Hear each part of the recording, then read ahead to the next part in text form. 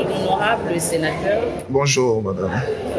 Vous pouvez nous dire quel est votre but de venir ici à l'Assemblée provinciale de Kinshasa? Merci beaucoup, madame. Nous venons toutefois d'être à l'Assemblée provinciale de la ville de Kinshasa pour une rencontre avec le président de l'Assemblée provinciale pour une raison de redynamiser les activités de l'environnement ainsi que de l'assainissement au sein de la ville de Kinshasa, à qui, ensemble, moi, avec mon équipe, nous avons mis un tir d'appui aux actions de la ville de Kinshasa, qu'on appelle Batela Kinshasa.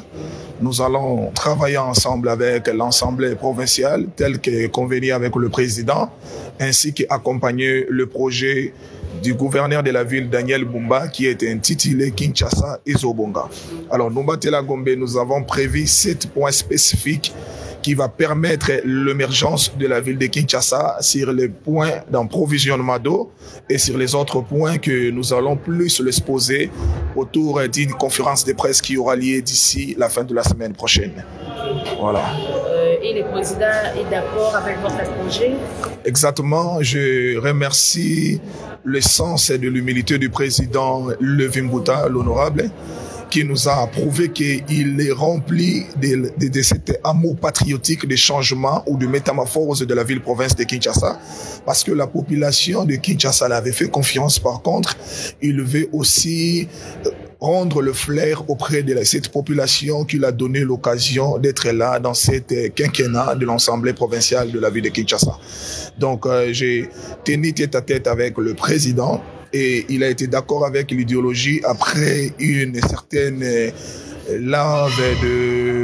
après une certaine laboratoire d'études. Il a été d'accord de travailler avec nous ainsi que de nous accompagner pour que nous, à notre tour, nous puissions rendre service à l'Assemblée provinciale de la ville de Kinshasa, accompagner tous les députés sur la mise au point insécurité, environnement, assainissement, pour qu'ils aient un bilan palpable et capable de témoigner à leur population au cours de prochaine échéance 2028. Voilà.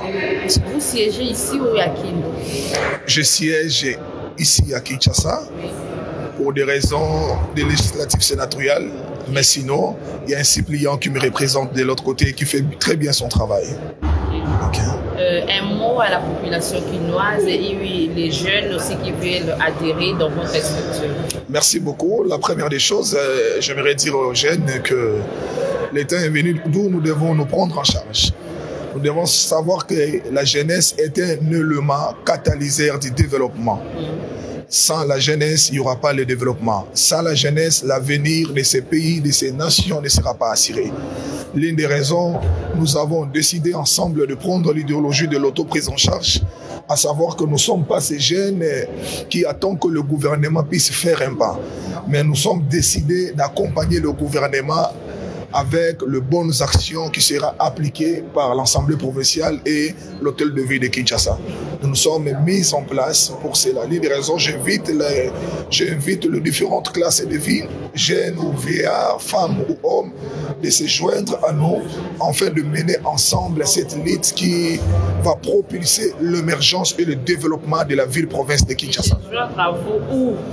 Nous sommes à l'Umete Première Île, tout près de l'église de Pasteur Boizumi, et dès que déjà vous demandez le parti MDCIA, qui est le mouvement politique de la démocratie pour le Congo à venir, et nos bureaux, c'est juste au sein de cette parti politique, d'où je fais partie comme État président. Ok, merci. Merci beaucoup.